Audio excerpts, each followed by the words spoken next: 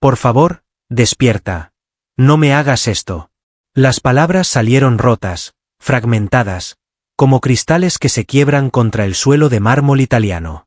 La voz de Consuelo, la empleada doméstica que había dedicado los últimos 4 años de su vida a cuidar aquella mansión y a esa niña que ahora yacía inmóvil en sus brazos, resonó en la cocina vacía como un eco que buscaba desesperadamente una respuesta que no llegaba.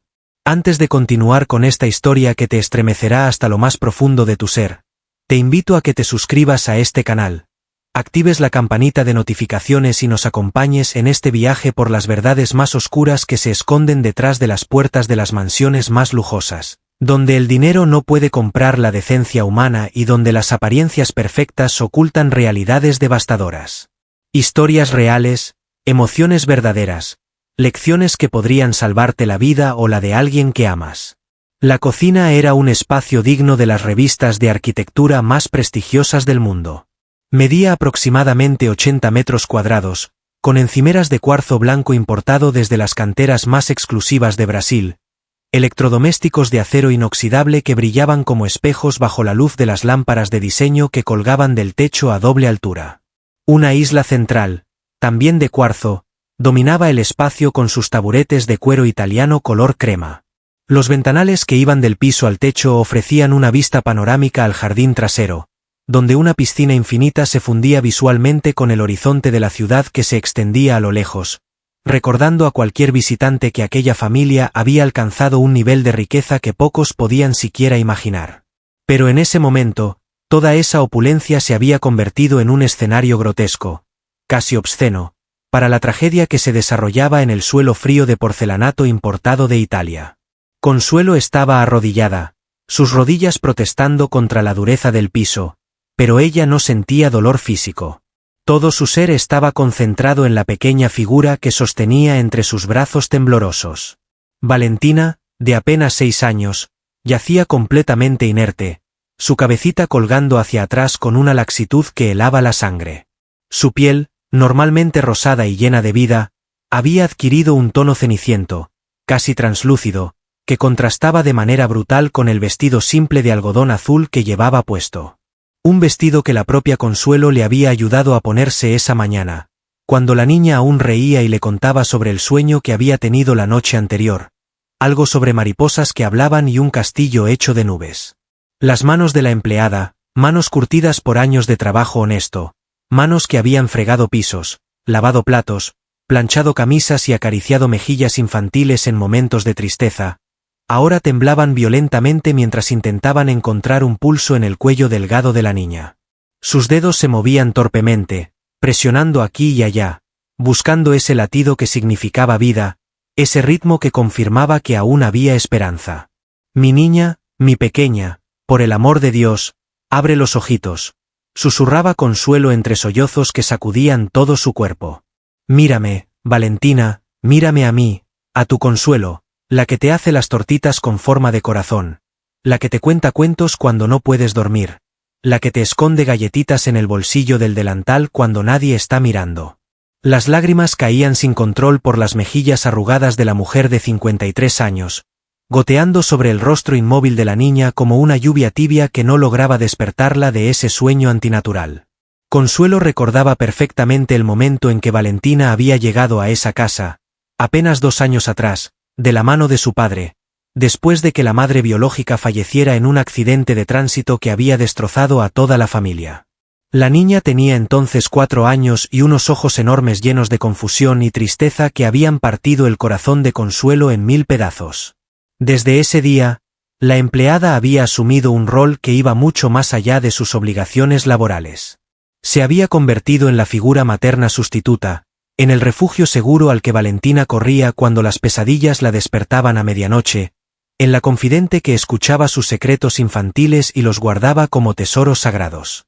Consuelo había presenciado los primeros pasos de la recuperación emocional de la niña, había celebrado cada sonrisa reconquistada, cada carcajada que volvía a llenar los pasillos de esa mansión que, sin la risa de Valentina, no era más que un mausoleo de lujo.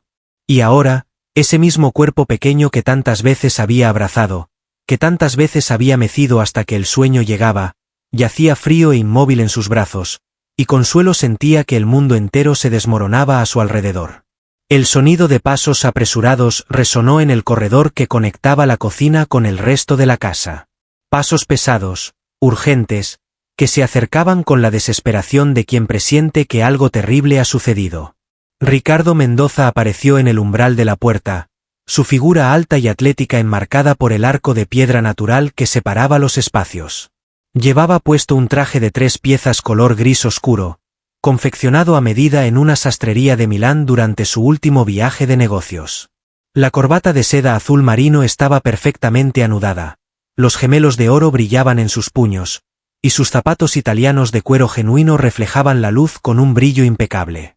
Era la imagen del éxito empresarial, del hombre que había construido un imperio financiero desde cero, que manejaba inversiones multimillonarias, que aparecía en las portadas de las revistas de negocios más prestigiosas del país. Ricardo Mendoza, 45 años, fundador y director ejecutivo de Mendoza Capital, una firma de inversiones que movía cifras con más ceros de los que la mayoría de la gente podía contar. Un hombre que tomaba decisiones que afectaban a miles de empleados, que negociaba contratos internacionales sin pestañear, que mantenía la calma en medio de las crisis financieras más devastadoras. Pero en el instante en que sus ojos captaron la escena que se desarrollaba en el suelo de su cocina, todo ese aplomo, toda esa seguridad, toda esa imagen de hombre invencible que había cultivado durante décadas, se derrumbó como un castillo de naipes golpeado por un huracán. No, murmuró primero, su voz apenas un susurro incrédulo que se perdió en el espacio.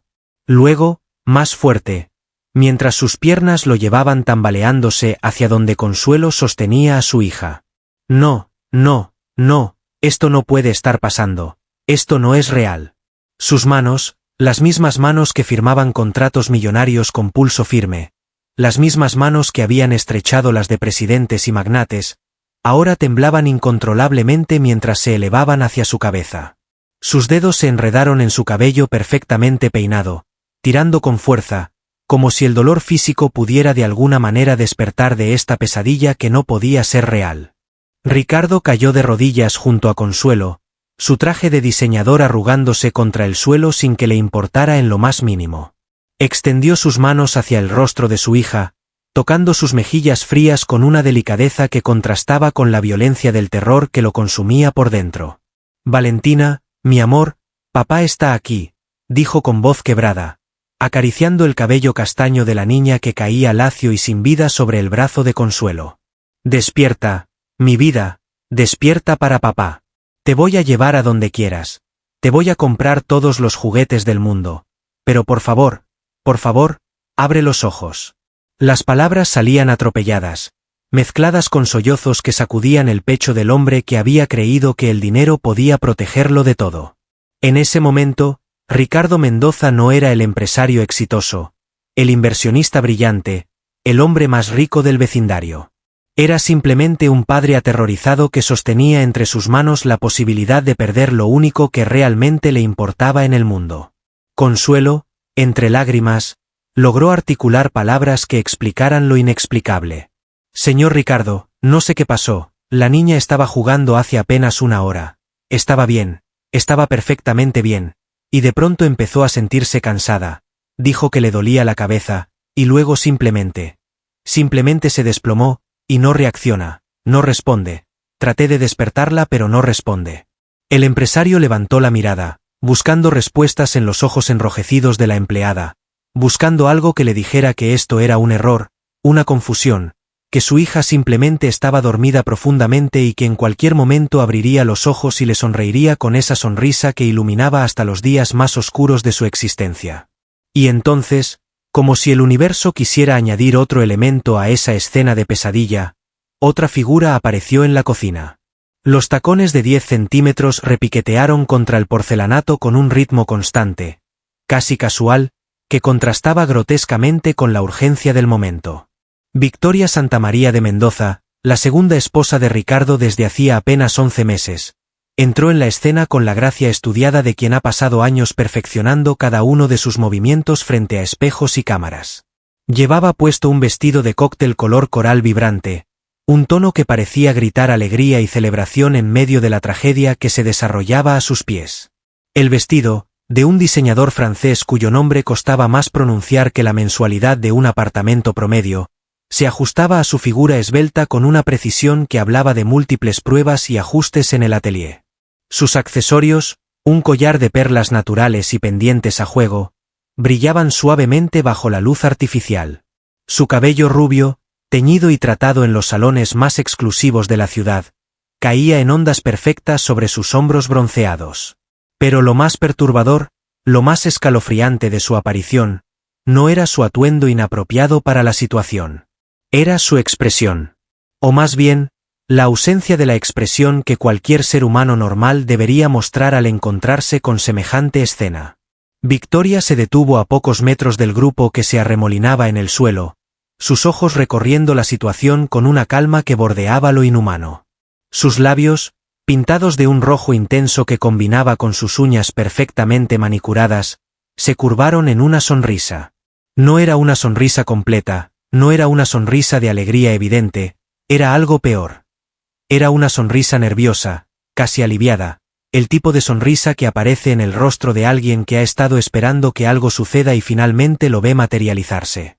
Por Dios, tanto escándalo, dijo Victoria con una voz que pretendía sonar preocupada pero que fallaba miserablemente en el intento.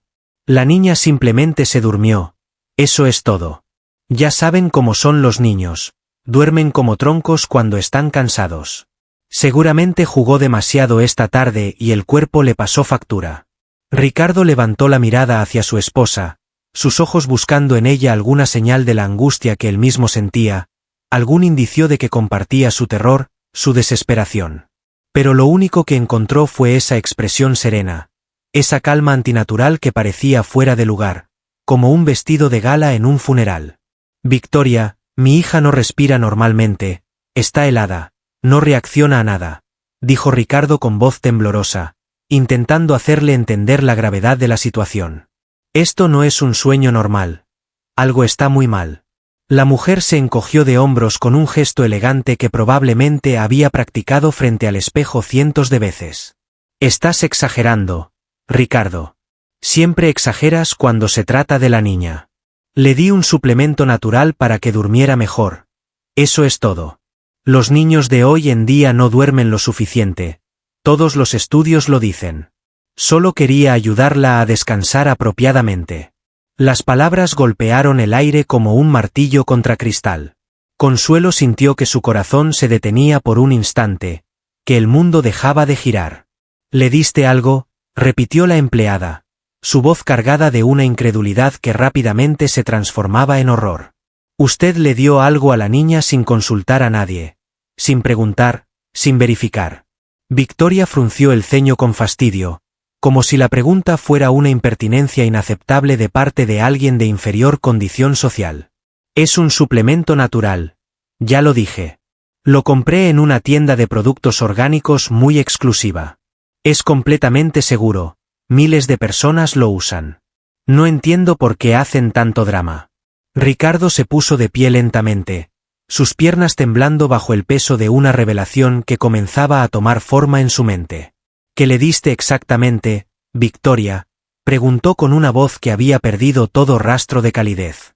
Quiero saber el nombre exacto, la dosis exacta, cuándo se lo diste y por qué demonios no me consultaste antes. Por primera vez, algo parecido a la incomodidad cruzó el rostro perfectamente maquillado de Victoria.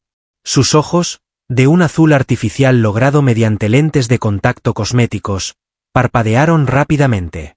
No recuerdo el nombre exacto, era algo con hierbas, algo natural.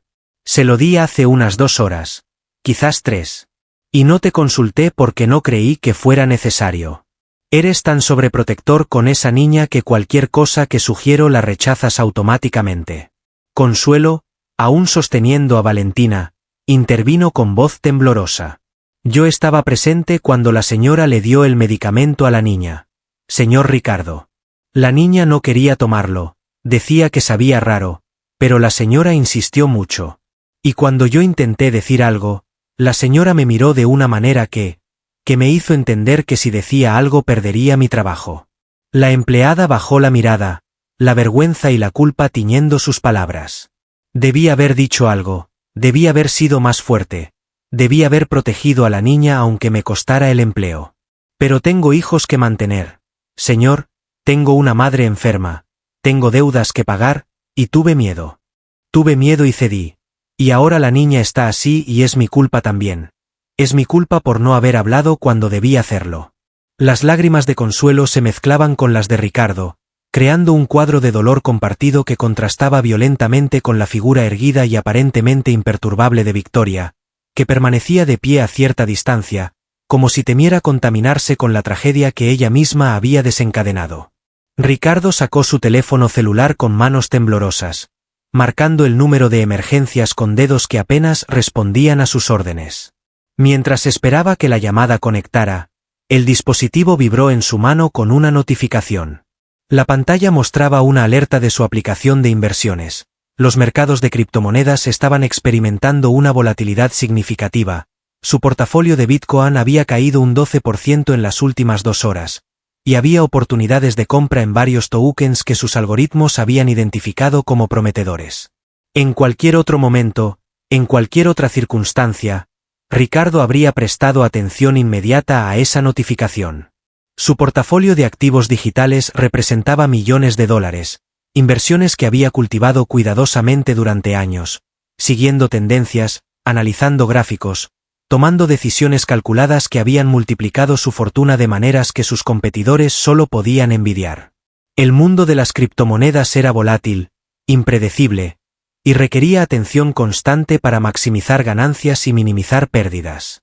Pero mientras sus ojos registraban las cifras en la pantalla, mientras su cerebro procesaba automáticamente los números que en cualquier otro momento habrían acelerado su pulso, Ricardo sintió algo que nunca antes había experimentado con tanta claridad. Una absoluta e irrevocable indiferencia hacia todo lo que antes había definido su vida. ¿Qué importaban los bitcoins cuando su hija no respiraba normalmente? ¿Qué importaban los mercados cuando los ojos de Valentina permanecían cerrados? ¿Qué importaba toda su fortuna, sus inversiones, sus propiedades, sus cuentas bancarias en paraísos fiscales, cuando el único tesoro que realmente valía algo en su existencia yacía inerte en el suelo de su cocina de diseño? El teléfono siguió vibrando con más alertas. Ethereum había subido, alguna altcoin en la que había invertido estaba alcanzando máximos históricos, había una oportunidad de arbitraje que sus bots de trading habían identificado. Ricardo deslizó el dedo por la pantalla y silenció todas las notificaciones financieras. Por primera vez en décadas, los números habían dejado de importar. La llamada conectó finalmente y Ricardo explicó la situación con una voz que apenas reconocía como propia. Una niña de 6 años, inconsciente, pálida, sin respuesta a estímulos, posiblemente intoxicada con alguna sustancia desconocida administrada sin supervisión médica. La operadora le pidió que mantuviera la calma, que una ambulancia estaba en camino, que verificara la respiración y el pulso de la niña cada minuto. Mientras esperaban, los minutos se estiraron como horas. Consuelo no dejó de mecer suavemente a Valentina, susurrándole palabras de amor y promesas de que todo estaría bien, promesas que ni ella misma creía pero que necesitaba pronunciar para mantener la cordura. Ricardo se arrodilló nuevamente junto a su hija, tomando su manita fría entre las suyas, frotándola suavemente como si el calor de su contacto pudiera devolverle la vida. Victoria, por su parte, había retrocedido hasta apoyarse contra una de las encimeras de cuarzo.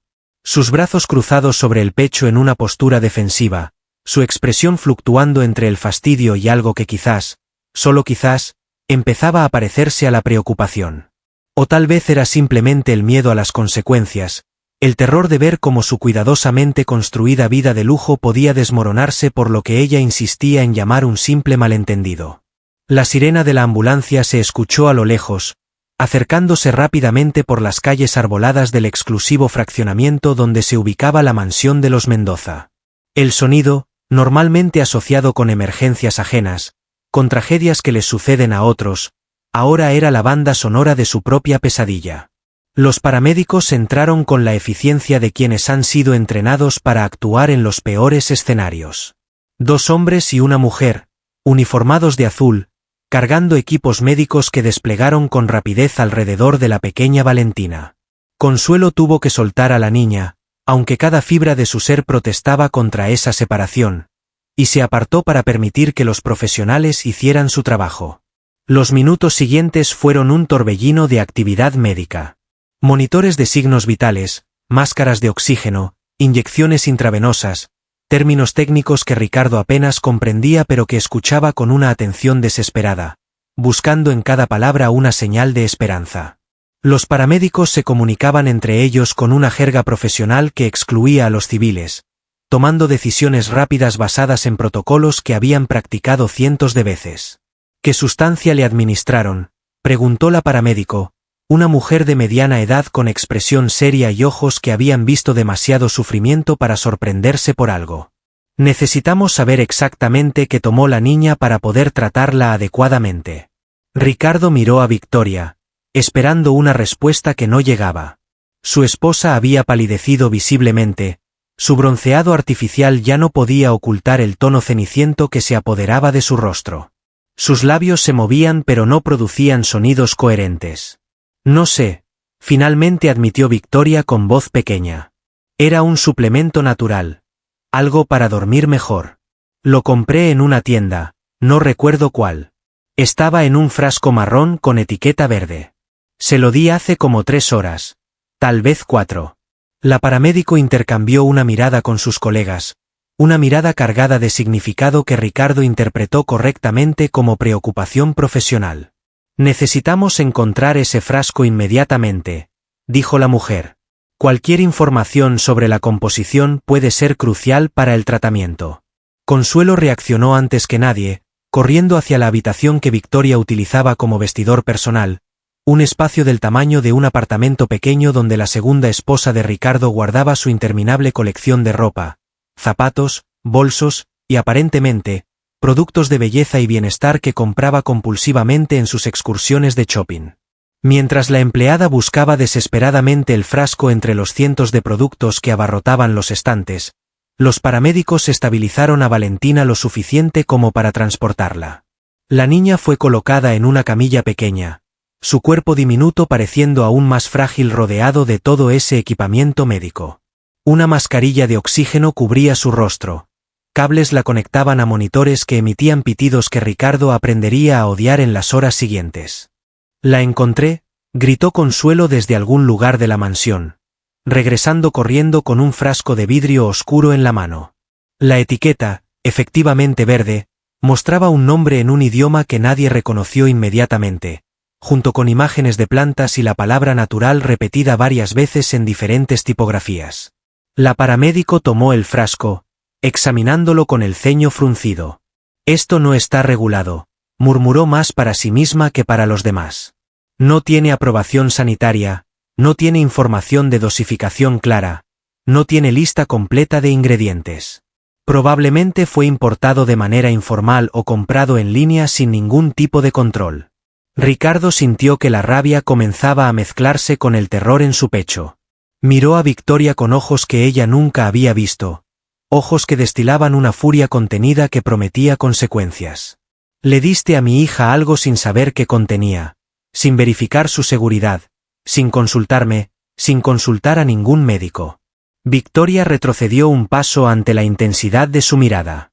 «Yo solo quería ayudar», susurró con una voz que intentaba sonar inocente pero que sonaba vacía. La niña no dormía bien, tenía ojeras, se veía cansada. Pensé que un suplemento natural sería inofensivo. Miles de personas usan cosas así todos los días. Los paramédicos no perdieron más tiempo en discusiones domésticas. Anunciaron que llevarían a Valentina al hospital más cercano con unidad pediátrica especializada, y que era imperativo que al menos uno de los padres los acompañara. Ricardo no dudó ni un segundo.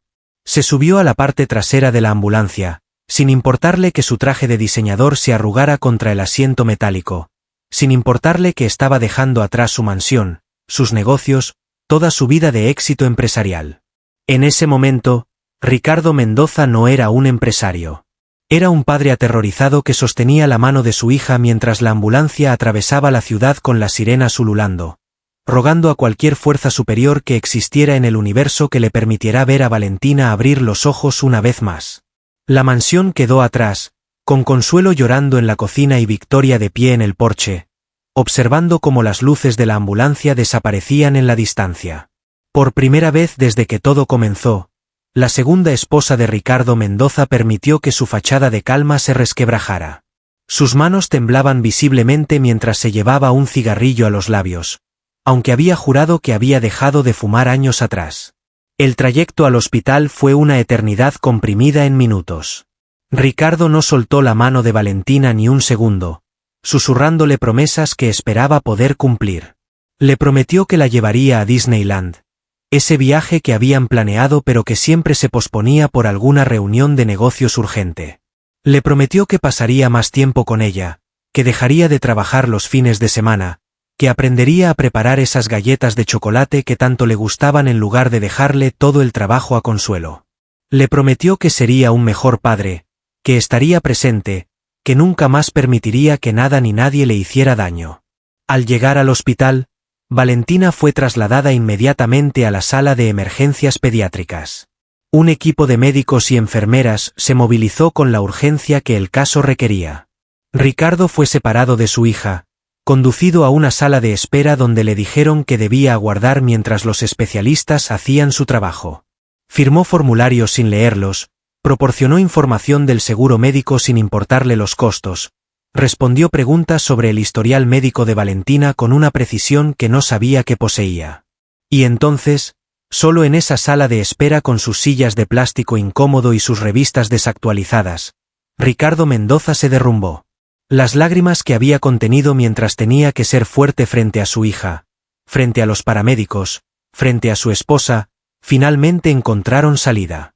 Sollozó con la intensidad de un hombre que nunca ha aprendido a expresar sus emociones, que ha pasado décadas construyendo muros de profesionalismo y éxito empresarial que ahora se desmoronaban bajo el peso de una verdad innegable. Todo lo que había conseguido en la vida no significaba nada si perdía a su hija. Su teléfono seguía vibrando en el bolsillo de su saco. Las alertas de sus inversiones continuaban llegando, indiferentes a su tragedia personal. Los mercados no se detenían porque un padre estaba sufriendo. Las criptomonedas no dejaban de fluctuar porque una niña de 6 años luchaba por su vida en algún lugar de ese hospital. El mundo financiero que había sido el centro de su existencia durante tanto tiempo seguía girando, completamente ajeno al hecho de que Ricardo Mendoza había descubierto, de la peor manera posible, que había estado invirtiendo en los activos equivocados toda su vida. Las horas pasaron con una lentitud cruel. Médicos entraban y salían de áreas restringidas. Enfermeras pasaban con expresiones profesionalmente neutrales que no revelaban nada. Ricardo intentó varias veces obtener información, pero le pedían paciencia, le decían que los especialistas estaban trabajando, que le informarían en cuanto hubiera novedades. En algún momento de la noche, Consuelo llegó al hospital. Había tomado un taxi, pagando con dinero de sus propios ahorros, dinero que normalmente reservaba para las emergencias de su propia familia. Pero para Consuelo, Valentina era familia.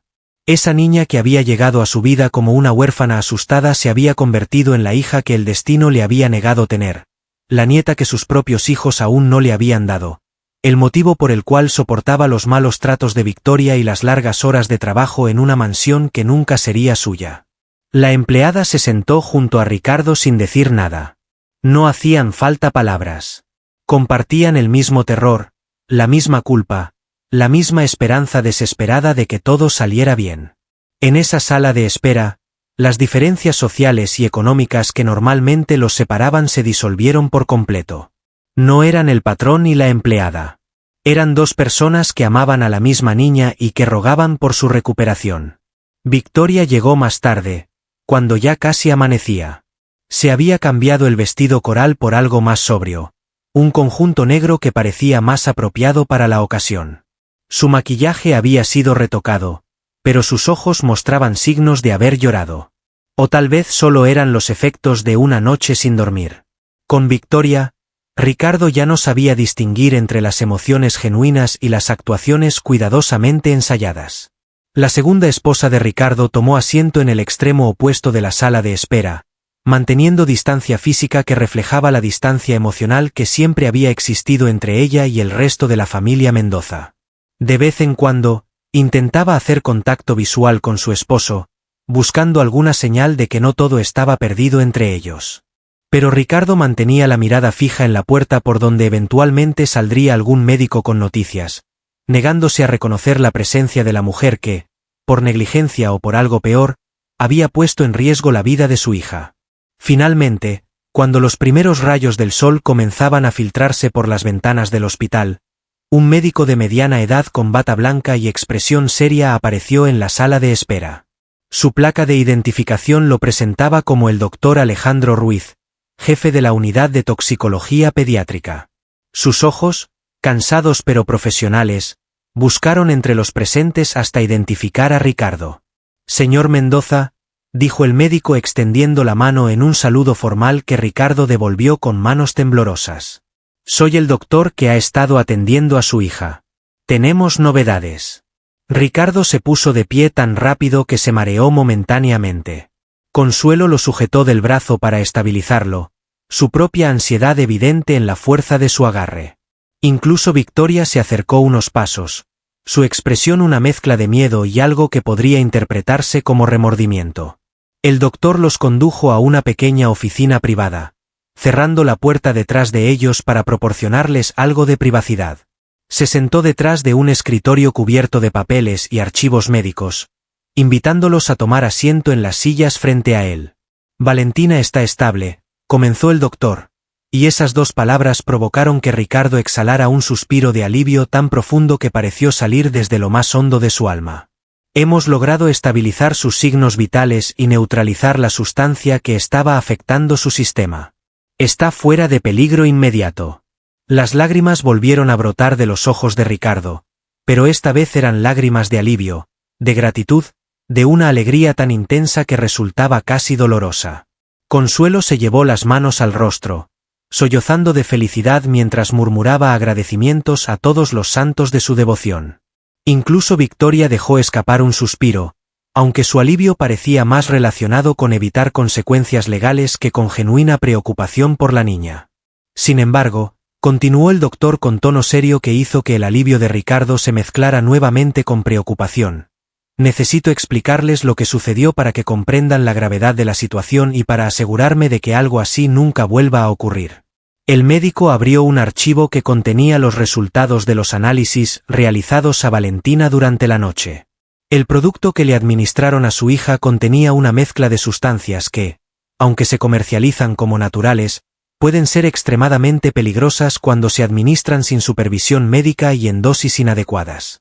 Encontramos rastros de valeriana en concentraciones muy superiores a las recomendadas, junto con otros compuestos sedantes que interactuaron de manera peligrosa con el sistema nervioso central de la niña. Ricardo escuchaba cada palabra con atención absoluta, grabando la información en su memoria para nunca olvidarla. El doctor continuó explicando que la dosis administrada, combinada con el peso corporal de Valentina y su metabolismo infantil, había provocado una depresión respiratoria significativa y una caída en la presión arterial que, de no haber sido tratada a tiempo, podría haber tenido consecuencias irreversibles. «Quiero ser muy claro en algo», dijo el doctor Ruiz mirando directamente a Victoria, quien se removió incómoda en su asiento. «No encontramos evidencia de que esto haya sido intencional. No estamos ante un caso de envenenamiento deliberado o de intento de hacer daño a la niña. Lo que tenemos aquí es un caso grave de negligencia, de imprudencia, de tomar decisiones médicas sin el conocimiento o la autorización apropiada».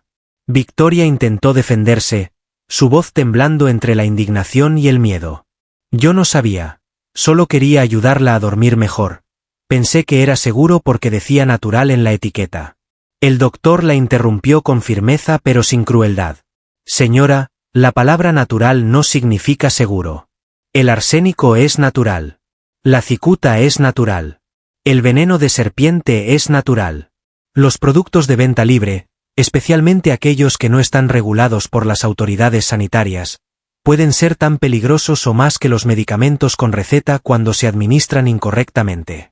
La diferencia es que los medicamentos regulados vienen con dosificaciones claras, advertencias de efectos secundarios y contraindicaciones. Lo que usted le dio a esa niña era básicamente una sustancia desconocida en una dosis que usted misma admite no haber verificado». El silencio que siguió fue denso, cargado de implicaciones que todos los presentes comprendían aunque nadie las verbalizara. Victoria había cruzado una línea, quizás no con intención maliciosa, pero sí con una irresponsabilidad que había puesto en peligro la vida de una niña de 6 años. El doctor continuó con su explicación. Valentina necesitará permanecer en observación al menos 48 horas más. Queremos asegurarnos de que no haya efectos residuales y de que su sistema se haya recuperado completamente antes de darla de alta. También recomendaría una evaluación psicológica para ayudarla a procesar lo que ha experimentado. Los niños son más resilientes de lo que creemos, pero un evento traumático como este puede dejar huellas emocionales que es mejor abordar tempranamente. Ricardo asintió, comprometiéndose a seguir todas las recomendaciones médicas al pie de la letra. Luego hizo la pregunta que había estado formándose en su mente desde que comenzó esta pesadilla. «Doctor», dijo con voz que intentaba mantenerse neutral pero que no podía ocultar completamente su angustia, «cuando mi hija despierte, cuando esté mejor, habrá daño permanente. Quiero decir, su cerebro, sus órganos, ¿habrá alguna secuela de esto?» El doctor Ruiz consideró la pregunta con la seriedad que merecía. «Basándome en los exámenes que hemos realizado hasta ahora, todo indica que no habrá secuelas permanentes. La intervención fue lo suficientemente rápida como para evitar daño significativo a los órganos vitales. Sin embargo, recomendaré un seguimiento durante los próximos meses para verificar que todo esté funcionando correctamente. Los niños tienen una capacidad de recuperación asombrosa, pero es mejor ser cautelosos». Con esas palabras, la reunión llegó a su fin. El doctor les permitió ver a Valentina brevemente, aunque la niña aún dormía bajo los efectos de los sedantes que le habían administrado como parte del tratamiento. Verla ahí, en esa cama de hospital demasiado grande para su cuerpo pequeño, conectada a monitores y con una vía intravenosa en su bracito, fue una imagen que Ricardo sabía que lo perseguiría por el resto de su vida. Se inclinó sobre su hija y besó su frente con una delicadeza que contrastaba con la fortaleza que el mundo empresarial le exigía mostrar. «Te amo, mi vida», susurró contra su piel. «Papá te ama más que a nada en el mundo. Y te prometo que nunca, nunca más voy a permitir que nadie te haga daño». Consuelo también se acercó, tomando la manita libre de la niña entre las suyas. «Mi niña hermosa», murmuró con lágrimas corriendo por sus mejillas. «Tu consuelo está aquí, y no me voy a ir a ningún lado». Victoria permaneció en la puerta de la habitación, sin atreverse a acercarse más. Quizás porque sabía que no tenía derecho a estar cerca de la niña que casi había matado con su negligencia. Quizás porque, finalmente, la realidad de lo que había hecho estaba comenzando a penetrar las capas de autoengaño y justificación que había construido durante las últimas horas. Los días siguientes fueron un torbellino de emociones intensas. Valentina despertó al día siguiente, confundida y asustada pero fundamentalmente ilesa. No recordaba mucho de lo sucedido, solo que se había sentido muy cansada después de tomar algo que le dio Victoria y que luego había tenido sueños extraños y oscuros. Ricardo y Consuelo permanecieron a su lado prácticamente las 24 horas del día, turnándose para que la niña nunca estuviera sola. Victoria visitó el hospital una vez más, intentando hablar con Ricardo sobre lo sucedido, buscando algún tipo de reconciliación o al menos de comprensión. Pero Ricardo ya no podía mirarla sin ver la imagen de su hija inconsciente en el suelo de la cocina. Cada vez que la veía, escuchaba esas palabras que ella había pronunciado con tanta calma, esa afirmación de que la niña simplemente se había dormido demasiado. La indiferencia, la falta de alarma, la manera en que había minimizado una situación que podría haber terminado en tragedia. Durante esos días de hospital, Ricardo tuvo mucho tiempo para pensar. Tiempo que normalmente habría dedicado a revisar informes financieros, a participar en videoconferencias, a tomar decisiones que afectaban a miles de personas. Pero ahora, sentado junto a la cama de su hija, observándola dormir y luego verla despertar, escucharla reír débilmente ante los dibujos animados en la televisión del hospital, Ricardo se encontró revisando no sus inversiones sino su vida. Comenzó a recordar detalles que antes había ignorado o descartado como insignificantes. Recordó las veces que Victoria había sugerido enviar a Valentina a un internado, argumentando que le haría bien estar con niños de su edad y que así Ricardo podría concentrarse mejor en sus negocios. Recordó las ocasiones en que su esposa había organizado viajes de pareja durante fechas importantes para Valentina, como su cumpleaños o el aniversario de la muerte de su madre biológica. Recordó las pequeñas crueldades cotidianas, los comentarios despectivos sobre la apariencia de la niña, las comparaciones desfavorables con hijos de amigas de Victoria, la manera en que siempre encontraba alguna excusa para evitar cualquier actividad que incluyera a Valentina. En ese momento, mientras conectaba los puntos de un patrón que había estado ciego para ver, Ricardo comprendió que lo ocurrido no era un incidente aislado. Era la culminación de una actitud constante de indiferencia, de rechazo apenas disimulado, de una hostilidad pasiva que se manifestaba en pequeños actos que, individualmente, podían parecer insignificantes pero que, en conjunto, pintaban un cuadro aterrador. Victoria nunca había amado a Valentina. Probablemente nunca lo haría. La niña era, para ella, un obstáculo, una complicación, un recordatorio constante de que Ricardo había tenido una vida antes de conocerla, un amor previo que había producido una hija que demandaba tiempo y atención que Victoria consideraba le pertenecían exclusivamente a ella. El incidente del suplemento natural quizás no había sido un intento deliberado de hacer daño. Ricardo quería creer eso porque la alternativa era demasiado horrible para contemplar. Pero había sido, sin duda, el resultado de una negligencia que rayaba en la crueldad. Victoria había tomado una decisión que afectaba la salud de una niña sin molestarse en investigar, sin preguntar a nadie, sin considerar por un segundo las posibles consecuencias. Y cuando esas consecuencias se materializaron, su primera reacción no había sido el terror o la preocupación, sino el fastidio y la minimización. Esa no era la actitud de alguien que había cometido un error honesto. Era la actitud de alguien que, en el mejor de los casos, era incapaz de empatía hacia una niña inocente. Y Ricardo finalmente se dio cuenta de que había permitido que esa persona formara parte de su vida, de su hogar, de la vida de su hija. Cuando Valentina fue dada de alta del hospital, Ricardo tomó una decisión que cambiaría el rumbo de su familia para siempre. No volvió a la mansión. En lugar de eso, llevó a su hija a un hotel de lujo donde había reservado una suite familiar. Consuelo los acompañó, negándose a separarse de la niña que consideraba suya por derecho de amor. Victoria recibió la noticia a través de un mensaje de texto, la forma más impersonal posible de comunicación, deliberadamente elegida por Ricardo para evitar cualquier posibilidad de manipulación emocional. El mensaje era breve y contundente. Había contratado abogados, se iniciarían los trámites de divorcio inmediatamente, y Victoria debía abandonar la mansión en un plazo de 72 horas. Cualquier intento de contactar a Valentina sería considerado una violación de los términos que sus abogados estaban preparando.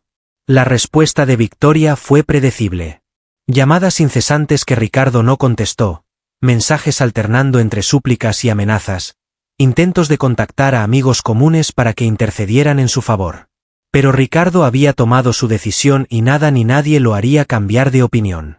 En las semanas siguientes, mientras los abogados se encargaban de los detalles del divorcio, Ricardo comenzó a reconstruir su vida de una manera que antes habría considerado imposible. Redujo sus horas de trabajo, delegando más responsabilidades en sus socios y empleados de confianza. Empezó a estar presente en los momentos importantes de la vida de Valentina, llevándola a la escuela por las mañanas, ayudándola con las tareas por las tardes, leyéndole cuentos antes de dormir por las noches. Consuelo fue ascendida de empleada doméstica a algo que no tenía un título oficial pero que todos entendían. Se convirtió en la abuela honoraria de Valentina, en la figura materna que la niña necesitaba desesperadamente. Ricardo le ofreció un salario significativamente mayor y un apartamento propio cerca de la nueva casa que estaban buscando, pero Consuelo rechazó el apartamento. Prefería vivir cerca de su niña, dijo, donde pudiera escucharla si tenía pesadillas, donde pudiera prepararle el desayuno cada mañana y arrullarla cada noche. Valentina se recuperó físicamente en cuestión de semanas, pero las heridas emocionales tardaron más en sanar. Durante meses tuvo pesadillas en las que se sentía atrapada en una oscuridad que no la dejaba despertar. Sueños de los que despertaba gritando el nombre de su padre o de Consuelo. La terapia psicológica que Ricardo contrató ayudó gradualmente, proporcionándole herramientas para procesar el trauma y para entender que lo que había sucedido no era su culpa. Un día, casi un año después del incidente, Valentina le hizo a su padre una pregunta que él había estado temiendo. «Papá», dijo con la inocencia brutal de los niños, «¿por qué Victoria me daba cosas que me hacían dormir tan profundo? No me quería». Ricardo sintió que el corazón se le rompía una vez más. Se arrodilló frente a su hija, tomando sus manitas entre las suyas, mirándola directamente a los ojos con una honestidad que los niños merecen pero que los adultos rara vez les ofrecen. «Mi amor», comenzó con voz temblorosa, «hay personas en este mundo que no saben amar correctamente. No porque sean malas, sino porque algo en ellas está roto de una manera que no pueden arreglar. Victoria era una de esas personas. Ella no te hizo daño porque te odiara, sino porque no sabía cómo cuidar de alguien que no fuera ella misma. Y eso no es culpa tuya, nunca fue culpa tuya». Valentina consideró las palabras de su padre con una seriedad que parecía demasiado madura para sus 7 años. «Y tú me quieres bien, papá. Tú sabes amarme correctamente». Las lágrimas que Ricardo había aprendido a no reprimir desde aquella noche terrible corrieron por sus mejillas. «Te amo con todo mi corazón, mi vida. Te amo más de lo que jamás pensé que era posible amar a alguien. Y prometo pasar cada día del resto de mi vida demostrándotelo». Padre e hija se abrazaron en medio de la sala de su nuevo hogar, una casa más modesta que la mansión pero infinitamente más cálida, más llena de amor genuino y risas sinceras. Consuelo los observaba desde el umbral de la cocina, secándose las lágrimas con el delantal mientras preparaba la cena favorita de Valentina, esas famosas tortitas con forma de corazón que la niña adoraba. Los meses que siguieron a aquel abrazo fueron de reconstrucción lenta pero constante. Ricardo descubrió que la vida tenía matices que había ignorado durante décadas de obsesión por el éxito financiero. Aprendió que el sonido de la risa de su hija valía más que cualquier cifra en una cuenta bancaria. Comprendió que estar presente en los momentos cotidianos, esos momentos que antes consideraba insignificantes, era en realidad el verdadero lujo que su dinero nunca había podido comprar. La nueva casa que eligieron estaba ubicada en un barrio tranquilo, alejado de los fraccionamientos exclusivos donde la ostentación era la norma. Era una construcción de 2 plantas con un jardín modesto pero lleno de flores que Valentina había insistido en plantar ella misma. Había rosas que crecían torcidas porque las manos pequeñas de la niña no habían calculado bien la profundidad de los hoyos, girasoles que se inclinaban hacia direcciones inesperadas, y un pequeño huerto donde Consuelo cultivaba las hierbas aromáticas que usaba en su cocina. Ricardo había vendido la mansión sin mirar atrás. Cada rincón de aquel lugar estaba contaminado por recuerdos que prefería olvidar. El suelo de porcelanato italiano donde su hija había yacido inconsciente, la cocina de diseño donde su mundo había estado a punto de derrumbarse, el vestidor donde Victoria guardaba los productos que casi le arrebatan lo más preciado de su existencia. Todo eso quedó atrás, vendido a un precio que sus contadores consideraron subvaluado pero que Ricardo aceptó sin regatear. El dinero había dejado de ser una prioridad hace mucho tiempo. El proceso de divorcio fue largo y complicado, como suelen ser los divorcios entre personas con recursos significativos. Victoria contrató a los abogados más agresivos que pudo encontrar, intentando obtener la mayor porción posible del patrimonio de Ricardo. Alegaba que había sido una esposa dedicada, que había sacrificado su carrera profesional por apoyar los negocios de su esposo, que merecía una compensación acorde a su contribución al matrimonio. Ricardo podría haber luchado cada una de esas afirmaciones. Tenía los recursos para contratar ejércitos de abogados, investigadores privados, expertos en todo tipo de artimañas legales. Pero eligió no hacerlo. Instruyó a sus representantes legales para que llegaran a un acuerdo rápido, cediendo propiedades y sumas de dinero que hicieron palidecer a sus contadores. Lo único que le importaba era que Victoria desapareciera de sus vidas para siempre, que Valentina nunca tuviera que volver a verla, que el capítulo más oscuro de su historia familiar se cerrara definitivamente. El acuerdo final incluía una cláusula que Ricardo consideraba más valiosa que todo el dinero que había cedido. Victoria renunciaba a cualquier derecho de visita o contacto con Valentina. No era legalmente su hija, nunca la había adoptado formalmente, así que técnicamente no tenía ningún derecho sobre ella. Pero Ricardo quiso asegurarse de que no hubiera ambigüedades, de que ningún abogado creativo pudiera encontrar algún resquicio legal para permitir que esa mujer volviera a acercarse a su hija. Victoria firmó sin protestar esa cláusula particular. Probablemente porque nunca había querido realmente a Valentina. Probablemente porque la niña siempre había sido para ella un obstáculo más que una bendición. La facilidad con que aceptó renunciar a cualquier vínculo con la pequeña confirmó lo que Ricardo ya sabía en lo más profundo de su corazón. Su segunda esposa era incapaz de amor genuino hacia cualquiera que no fuera ella misma. Con el divorcio finalizado y Victoria fuera de sus vidas, Ricardo se dedicó a reconstruir el mundo de su hija pieza por pieza. Contrató a los mejores terapeutas infantiles, no por ostentación sino por genuina preocupación. Investigó cada uno de ellos personalmente, leyendo sus publicaciones académicas, verificando sus credenciales, entrevistándolos durante horas antes de permitir que se acercaran a Valentina. Nunca más confiaría ciegamente en nadie cuando se trataba del bienestar de su hija. La terapeuta que finalmente eligió era una mujer de 60 años llamada doctora Carmen Velázquez, especializada en trauma infantil y pérdida parental. Tenía una manera de conectar con los niños que Ricardo encontró genuinamente impresionante. No trataba a Valentina como una paciente sino como una personita completa con pensamientos y emociones válidos. Le enseñó técnicas para manejar la ansiedad, le proporcionó herramientas para procesar los miedos que la asaltaban por las noches, y gradualmente ayudó a la niña a entender que lo que había sucedido no definía quién era ni quién podía llegar a ser. Las sesiones de terapia también incluyeron a Ricardo en varias ocasiones. La doctora Velázquez le explicó que el trauma de Valentina estaba inevitablemente conectado con el de él, que padre e hija necesitaban sanar juntos para poder verdaderamente superar lo sucedido. Ricardo aceptó participar a pesar de su incomodidad inicial con la idea de hablar sobre sus emociones frente a una desconocida. Había pasado décadas construyendo una imagen de fortaleza inquebrantable, y admitir vulnerabilidad le resultaba casi físicamente doloroso. Pero por Valentina, Ricardo estaba dispuesto a hacer cualquier cosa. Así que se sentó en el sofá del consultorio de la doctora Velázquez y habló. Habló sobre el terror que había sentido aquella noche cuando encontró a su hija inconsciente en el suelo de la cocina.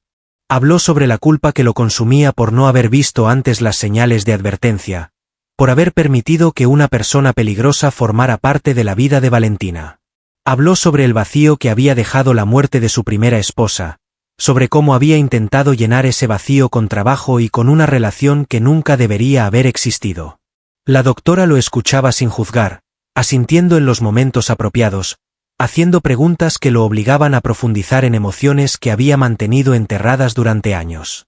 Gradualmente, Ricardo comenzó a entender que su obsesión con el éxito empresarial había sido una forma de escapar del dolor de la pérdida. Trabajar 18 horas al día era más fácil que enfrentar la realidad de que la mujer que amaba ya no estaba, de que su hija crecería sin madre, de que él tendría que asumir roles para los que no se sentía preparado. Y en medio de esa huida, había cometido el error más grave de su vida. Había invitado a Victoria a su hogar, a la vida de su hija, porque estaba desesperado por llenar un vacío que no podía llenarse con otra persona. Había ignorado las señales de advertencia porque era más cómodo creer que había encontrado una solución que admitir que seguía irremediablemente roto por dentro. Las sesiones con la doctora Velázquez se convirtieron en un espacio seguro donde Ricardo podía ser vulnerable sin temor a las consecuencias. Lloró en ese consultorio más de lo que había llorado en toda su vida adulta. Expresó rabias que no sabía que guardaba, miedos que había negado durante décadas, esperanzas que le daba vergüenza admitir. Y poco a poco, sesión tras sesión, comenzó a reconstruirse desde los cimientos. Valentina también progresaba notablemente. Las pesadillas que la atormentaban cada noche comenzaron a espaciarse, apareciendo primero cada 2 noches, luego cada semana, luego cada mes. La niña empezó a sonreír con más frecuencia, a reír con el abandono de quien ha recuperado la confianza en que el mundo puede ser un lugar seguro. Hizo amigos en su nueva escuela, niños que no sabían nada de mansiones ni de tragedias, niños que simplemente querían jugar y compartir meriendas y contarse secretos. Consuelo observaba estos cambios con una alegría que le humedecía los ojos constantemente. La mujer que había cargado con la culpa de no haber protegido a Valentina cuando tuvo la oportunidad encontró en la recuperación de la niña una forma de redención. Cada sonrisa de Valentina era un paso hacia el perdón propio, cada carcajada una confirmación de que el amor que le profesaba no había sido en vano. La relación entre Ricardo y Consuelo también evolucionó durante esos meses. Las barreras sociales que antes los separaban se disolvieron completamente, reemplazadas por un respeto mutuo y un cariño genuino que trascendía cualquier diferencia económica o cultural. Ricardo insistió en que Consuelo dejara de llamarlo señor, argumentando que cualquiera que amara a su hija como ella lo hacía era familia y la familia no usaba formalidades. Consuelo resistió al principio, incómoda con la idea de tutear a alguien que le pagaba un salario. Pero gradualmente, a medida que compartían cenas y conversaciones y preocupaciones sobre Valentina, la formalidad dio paso a una familiaridad cálida. Ricardo comenzó a llamarla Doña Consuelo como señal de respeto, y ella eventualmente accedió a llamarlo simplemente Ricardo, aunque todavía se sonrojaba ligeramente cada vez que lo hacía. Un año después del incidente, Ricardo tomó una decisión que sorprendió a todos los que lo conocían del mundo empresarial. Anunció que se retiraría de la dirección activa de Mendoza Capital, cediendo el control operativo a un equipo de ejecutivos que había preparado durante meses.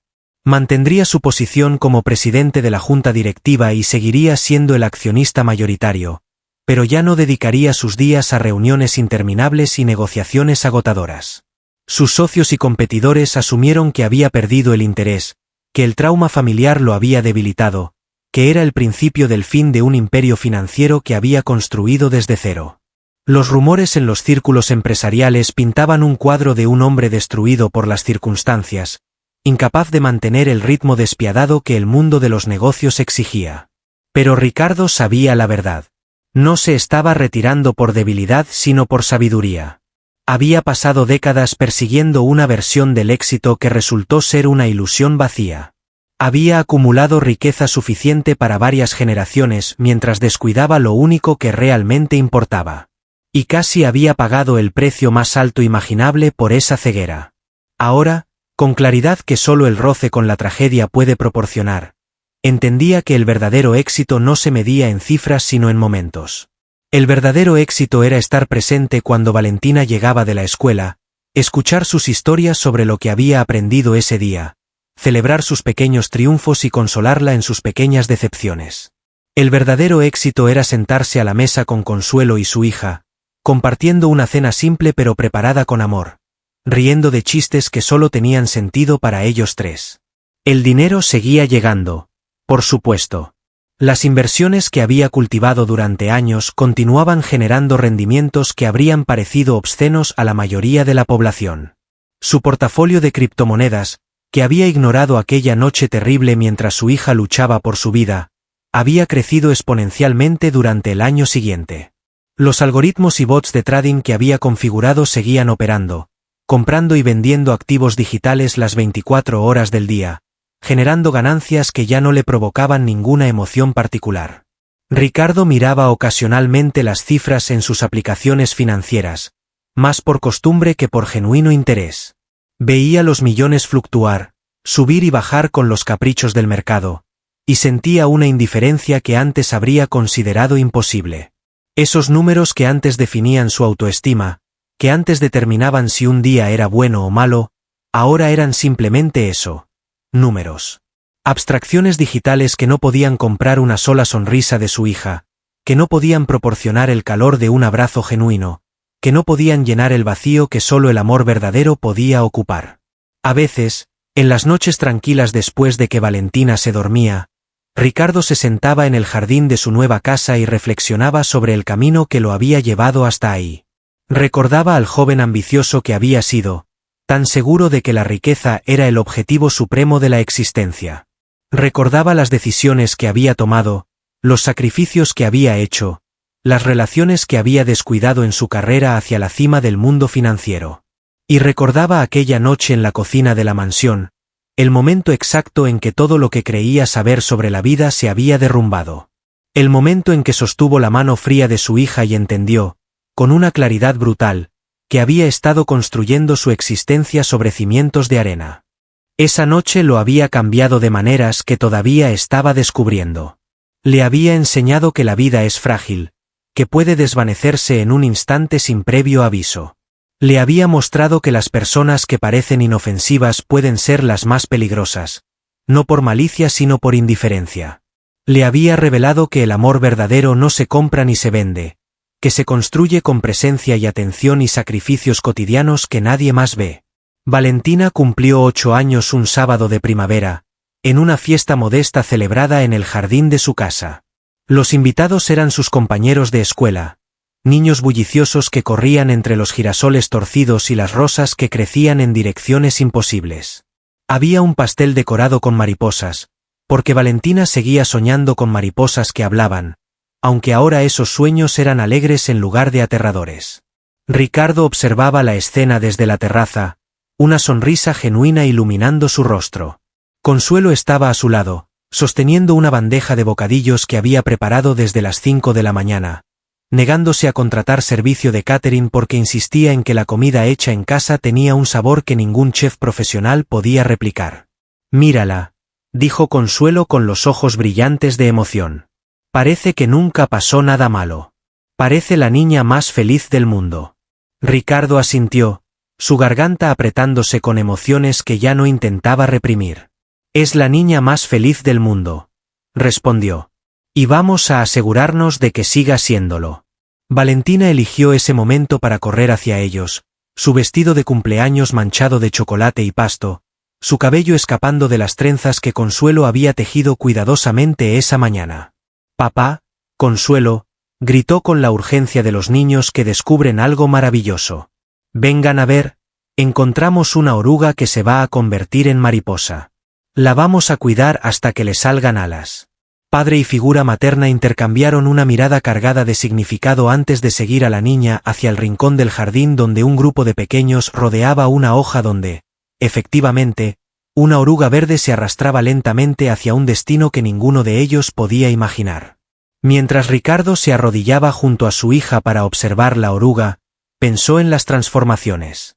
Pensó en cómo esa criatura pequeña y aparentemente insignificante contenía dentro de sí el potencial de convertirse en algo completamente diferente, algo hermoso y libre. Pensó en cómo él mismo había experimentado una transformación similar, aunque menos poética, pasando de ser un hombre obsesionado con la acumulación a uno enfocado en la presencia. Y pensó en lo cerca que había estado de perder la oportunidad de presenciar este momento. Si la ambulancia hubiera tardado unos minutos más, si los médicos no hubieran actuado con tanta rapidez, si Consuelo no hubiera encontrado el frasco a tiempo, Valentina no estaría aquí, riendo con sus amigos, maravillándose ante el milagro de una oruga que algún día volaría.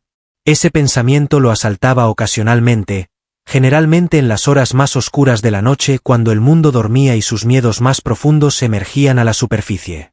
El terror de lo que pudo haber sido, el universo alternativo donde las cosas habían salido mal, donde había tenido que enterrar a su hija junto a su primera esposa, donde el dinero y el éxito se habían revelado como los consuelos vacíos que siempre fueron. Pero Ricardo había aprendido a manejar esos pensamientos.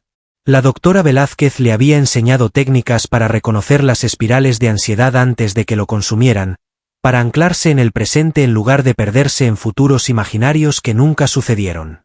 Y la mejor técnica de todas era simplemente mirar a Valentina, verla viva y sana y feliz, y recordar que el universo alternativo no era este, que en esta realidad su hija estaba bien y él tenía la oportunidad de ser el padre que siempre debió haber sido. Los años siguientes trajeron los desafíos normales de criar a una hija. Valentina creció, pasando de niña a preadolescente a adolescente con la velocidad vertiginosa que caracteriza a esos años.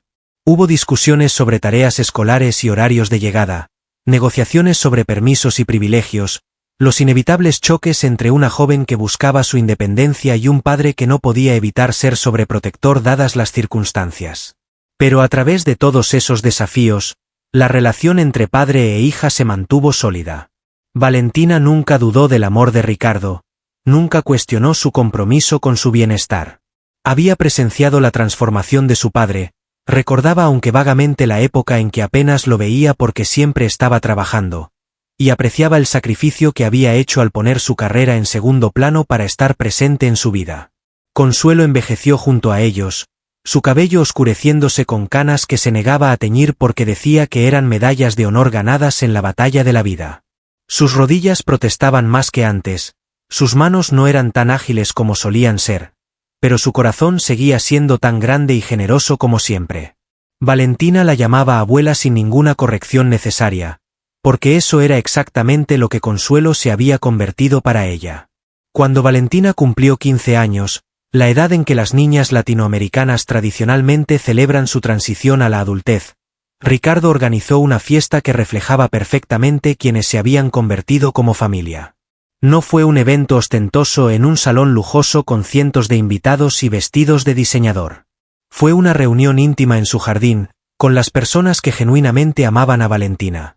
Sus amigas más cercanas, los padres de esas amigas que se habían convertido en amigos de Ricardo, algunos familiares que habían permanecido cerca a través de los años difíciles. Consuelo preparó la comida con ayuda de Valentina, quien había heredado el amor de su abuela adoptiva por la cocina. Ricardo se encargó de la música, creando una lista de reproducción que mezclaba las canciones favoritas de su hija con algunas clásicas que le recordaban a su primera esposa. El pastel fue horneado en casa, decorado de manera imperfecta pero hecho con todo el amor del mundo. Durante el brindis tradicional, Ricardo se puso de pie frente a los invitados, sosteniendo una copa de champán con manos que temblaban ligeramente por la emoción. Miró a su hija, tan hermosa en su vestido azul que ella misma había elegido, tan segura de sí misma, tan llena de vida y potencial. Hace años, comenzó Ricardo con voz que amenazaba con quebrarse. Casi pierdo lo más importante de mi vida. Y en ese momento de terror absoluto, entendí algo que debería haber sabido desde el principio. El éxito no es lo que acumulas, es lo que proteges. La riqueza no es lo que tienes en el banco, es lo que tienes en el corazón. Y el legado que dejas no se mide en propiedades ni inversiones, se mide en las personas que has amado bien. Sus ojos encontraron los de Valentina, brillantes de lágrimas que amenazaban con arruinar su maquillaje cuidadosamente aplicado. Mi hija, mi Valentina, continuó Ricardo. Eres mi mayor logro. No porque seas perfecta, porque no lo eres. Nadie lo es. Sino porque me enseñaste a ser el padre que nunca supe que podía ser. Me enseñaste que el amor no es un sentimiento pasivo sino una decisión activa que se hace cada día. Y me enseñaste que ningún título empresarial, ningún reconocimiento profesional, ninguna cifra en ninguna cuenta, se compara con el honor de ser tu padre. Valentina cruzó el espacio que los separaba y abrazó a su padre con fuerza, sin importarle que los invitados estuvieran observando, sin importarle que su maquillaje definitivamente se estaba arruinando. Te amo, papá, susurró contra su pecho. Gracias por quedarte.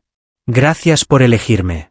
Esas palabras, tan simples pero tan cargadas de significado, resumían todo lo que había aprendido Ricardo en los años transcurridos desde aquella noche terrible. Quedarse. Elegir. Estar presente. Esas eran las decisiones que realmente importaban, las inversiones que realmente rendían dividendos, los activos que nunca perdían su valor. Consuelo se unió al abrazo, rodeando a padre e hija con brazos que habían sostenido, alimentado, consolado y amado a ambos a través de los años. Los tres permanecieron así durante un momento que pareció suspendido en el tiempo, una isla de amor genuino en medio de un mundo que demasiado frecuentemente olvidaba lo que realmente importaba. Los invitados aplaudieron, algunos con lágrimas en los ojos, todos conmovidos por la demostración de afecto que presenciaban. Eran personas que conocían fragmentos de la historia, que sabían que la familia Mendoza había atravesado pruebas que habrían destruido a otros, y que admiraban la forma en que habían emergido de esas pruebas más unidos y más fuertes. La fiesta continuó hasta bien entrada la noche, con música y risas y conversaciones que fluían naturalmente entre personas que genuinamente disfrutaban de la compañía mutua. Cuando el último invitado se fue y las luces del jardín se apagaron una por una, Ricardo se sentó en la terraza a contemplar las estrellas, algo que había aprendido a hacer en los años de recuperación, un ritual que le recordaba su lugar en el universo. Valentina salió a buscarlo, todavía con su vestido de fiesta aunque se había quitado los zapatos de tacón que le habían torturado los pies toda la noche. Se sentó junto a él en silencio, compartiendo el momento de contemplación. Papá, dijo finalmente, su voz suave en la quietud de la noche. A veces pienso en lo que pasó cuando era pequeña. Ya sabes, el hospital y todo eso. Ricardo sintió que su corazón se apretaba, como siempre que el tema surgía. Aunque habían hablado de ello en terapia, aunque habían procesado el trauma juntos, el tema seguía siendo doloroso. Lo sé, mi amor, respondió suavemente. Es normal que pienses en eso. Valentina asintió, sus ojos fijos en las estrellas. Pero ya no me da miedo, continuó. Antes me daba mucho miedo. Pensaba que algo malo podía pasarme en cualquier momento. Pero ahora entiendo que lo malo ya pasó, y sobrevivimos. Y lo que importa no es lo que casi pasó sino lo que tenemos ahora. Ricardo sintió que las lágrimas volvían a amenazar sus ojos. Su hija, con apenas 15 años, había articulado una verdad que a muchos adultos les tomaba toda la vida comprender. Eres muy sabia para tu edad, le dijo con orgullo evidente en su voz. Valentina rió suavemente. Tuve buenos maestros, respondió, recostando su cabeza en el hombro de su padre. Tú y la abuela Consuelo y la doctora Carmen. Todos ustedes me enseñaron que las cosas malas no definen quiénes somos. Lo que nos define es cómo respondemos a las cosas malas. Permanecieron en silencio durante un rato más, padre e hija contemplando el infinito juntos, unidos por lazos que habían sido probados en el fuego y que habían emergido más fuertes. En algún lugar de la casa, Consuelo preparaba las sobras de la fiesta para el desayuno del día siguiente, tarareando una canción que su propia madre le había enseñado décadas atrás. Y Ricardo pensó, no por primera vez pero con una claridad renovada, en lo afortunado que era. No afortunado por su riqueza, aunque la tenía. No afortunado por su éxito profesional, aunque lo había alcanzado. Afortunado porque había recibido una segunda oportunidad que no merecía, porque el universo le había permitido corregir errores que podrían haber sido fatales, porque todavía podía sentir el peso de la cabeza de su hija en su hombro y escuchar su respiración tranquila junto a él.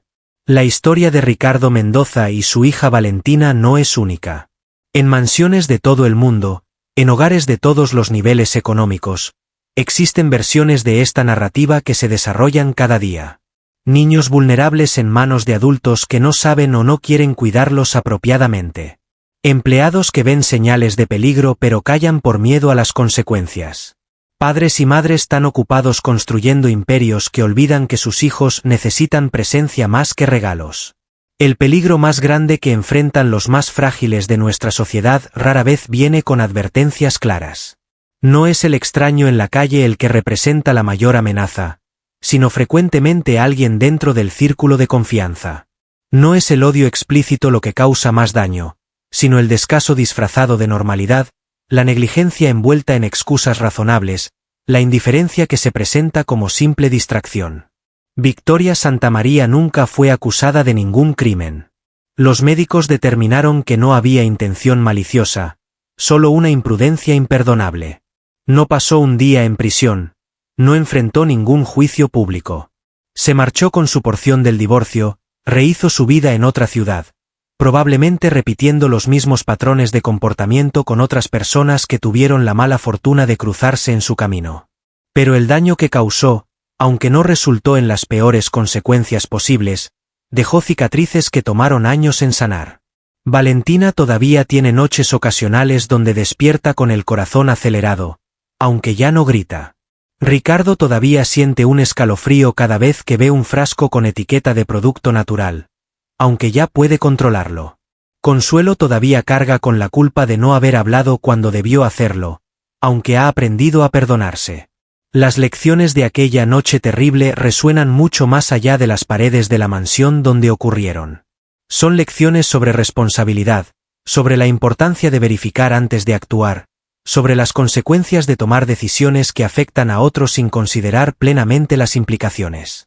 Son lecciones sobre el valor de la presencia, sobre la necesidad de estar atentos a quienes no pueden protegerse por sí mismos, sobre el precio que se paga cuando el éxito material eclipsa las prioridades humanas. Y son lecciones sobre el amor. Sobre cómo el amor verdadero no es un sentimiento sino una práctica constante. Sobre cómo proteger a quienes amamos requiere más que buenos deseos, requiere vigilancia activa y presencia comprometida. Sobre cómo las personas más importantes de nuestras vidas merecen más que las migajas de tiempo que nos sobran después de perseguir nuestras ambiciones. Ricardo Mendoza aprendió estas lecciones de la manera más difícil posible, rozando una tragedia que lo habría destruido para siempre. Pero las aprendió. Y al aprenderlas, se transformó en el padre que Valentina necesitaba, en el ser humano que siempre había tenido el potencial de ser.